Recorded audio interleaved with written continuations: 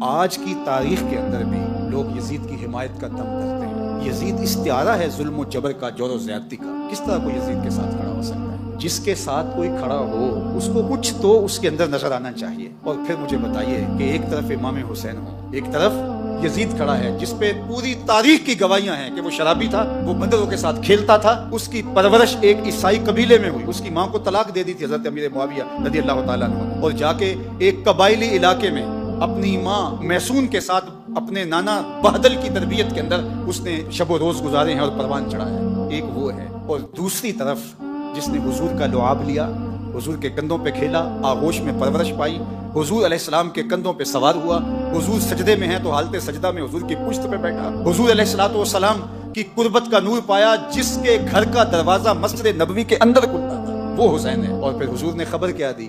حسن اور حسین جنتی جوانوں کے سردار، سیدہ شباب اہل الجنہ۔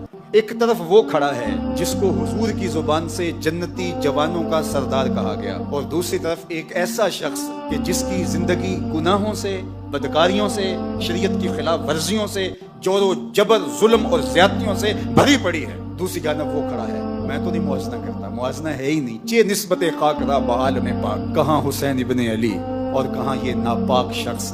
اب اگر کوئی یزید کے لیے نرم گوشہ رکھتا ہے تو 100 بار رکھے۔ کنت ہم جنس با ہم جنس پرواز، کبوتر با کبوتر باز با باز۔ اب اس کا میلان اگر یزید کی طرف ہے تو ظاہر ہے گندگی کا کیڑا کدھر جائے گا؟ گندگی کا کیڑا پھولوں کی طرف تو نہیں آ سکتا۔ اس لیے جس کی جو جنس ہوگی اس کو وہی قرار ملے گا۔ میں کہتا ہوں تمہیں یزید مبارک، ہمیں حسین ابن علی مبارک۔ اللہ اکبر۔ اللہ نے حسین ابن علی کو جو عظمتیں عطا فرمائی ہیں، جو رفعتیں عطا فرمائی ہیں، جو شانیں عطا فرمائی، تو ہمارے لیے اتنا کافی ہے کہ حضور نے فرمایا کہ وہ جنتی جوانوں کے سردار ہیں۔ یہ معال کار ہے، یہ انجام کار ہے۔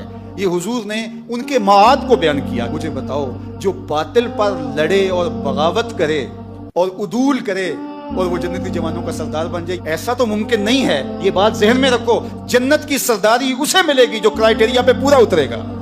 یہ رب کا نظام ہے۔ جو جنتیوں کا سردار ہے اس کے سجدے دیکھو، اس کا رکوع دیکھو، اس کا قیام دیکھو، اس کی عبادتیں دیکھو۔ کسی نے کہا کہ حسین ابن علی نے شہزادوں کی طرح زندگی گزاری اور کربلا میں آ کے شہید ہو گئے۔ اور میاں تم بھول گئے ہو 26 ہجری میں کون تھا جس نے طرابلس کی جنگ لڑی تھی؟ 30 ہجری میں جنگ جرجان کے لیے کون گیا تھا؟ کون تھا جو میمنہ اور میسرہ پہ اپنے بھائی کے ساتھ کھڑا ہوتا رہا؟ تاریخ سے تم نے کبھی پردہ اٹھا کے دیکھا ہی نہیں۔ یہ حسین صرف مسلح پہ بیٹھا نظر نہیں آئے گا، یہ کئی جنگوں کے اندر کھڑا نظر آئے گا۔ حسین ابن علی نے جنگیں بھی لڑی ہیں اور سجدے بھی کیے ہیں، اور جو سجدہ حسین نے کیا آج تک کوئی کر ہی نہیں سکا ہے۔ اللہ اکبر۔ حسین ابن علی نے سجدہ کیا ہے اور حالت سجدہ میں ان کا سر دست قاتل نے کاٹا ہے۔ ہمارے لیے باعث فخر ہے کہ ہم حسین ابن علی کے ماننے والے ہیں، اور قیامت کے دن حسین ابن علی کے جھنڈے کے سائے تلے ہوں۔ یہ ہمارا اعزاز ہے، یہ ہمارا فخر ہے۔ اہل بیت کا پیار کتابوں سے نہیں ملتا۔ دین مجو اندر کتب اے بے خبر، علم و حکمت از کتب دین از نظر۔ تو یہ بات سن لو، پلے باندھ لو۔ اہل بیت رسول کا پیار یہ تمہاری تحقیق کا نتیجہ نہیں ہو سکتا، یہ کتابوں کی کتابیں پڑھ جانے کے نتیجے میں نہیں ہو سکتا۔ اہل بیت کا پیار پاکیزہ ماؤں کی گودوں سے ملتا ہے۔ تو ہمیں ماؤں کی گود سے حسین ابن علی کا پیار ملا ہے۔ اور اقبال نے کہا تھا، نام تو از پدر آموختم، حضور آپ کا نام میں نے اپنے باپ سے سیکھا تھا۔ یہ کتابوں سے نہیں ملتا، یہ باپ کی آغوش سے ملتا ہے، یہ ماں کی گود سے ملتا ہے۔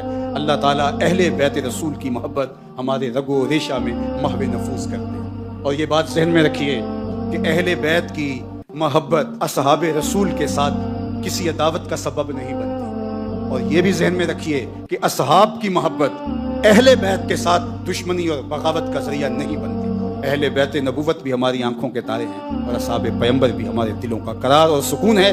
اور صحابہ کے لیے اہل بیت کی محبت دیکھیے، اور اہل بیت کے لیے صحابہ کی محبت دیکھیے۔ صحابہ اگر اہل بیت کو حضور کے کندھوں پہ دیکھتے ہیں تو حضرت عمر کیا بول رہے ہیں؟ واہ واہ کیسی سواری میسر آئی حسنین کو۔ تو حضور مسکرا کے کہتے ہیں، عمر سواری دیکھتے ہو، سوار بھی تو دیکھو۔ اللہ اکبر۔ اور ادھر حضرت امام باقر سے پوچھا جاتا ہے سیدنا صدیق اکبر اور حضرت سیدنا عمر کے بارے میں، تو وہ بولتے ہما امامان عادلان کانا علی الحق و ماتا علی الحق۔ وہ امام تھے، حق پہ قائم رہے، ان کا انتقال بھی حق پہ ہی ہوا ہے۔ تم نے کہاں سے دین لیا ہے؟ اقبال بولا، تو کہ نشناسی خفیرہ از جلی ہوشیار باش، اے گرفتار ابو بکر علی ہوشیار باش۔ کہا یہ تیرے ساتھ ایک دھندا کیا گیا ہے کہ دو کو الگ الگ جو حضور علیہ الصلوۃ والسلام کے سینے سے پھوٹتی ہوئی ضیائیں تھی، مشکات نبوت کا نور تھی، حضور کی تربیت کا عکس تھے، ایک حضور کا خون ہے، ایک حضور کی تربیت کا رنگ ہے، ان دونوں کو الگ الگ خانوں میں بانٹ دیا گیا اور یہ امت کو تقسیم کرنے کا ایک مکروہ دھندا تھا۔ تو کہ نشناسی خفی راز جلی ہوشیار باش، اے گرفتار ابو بکر و علی ہوشیار باش۔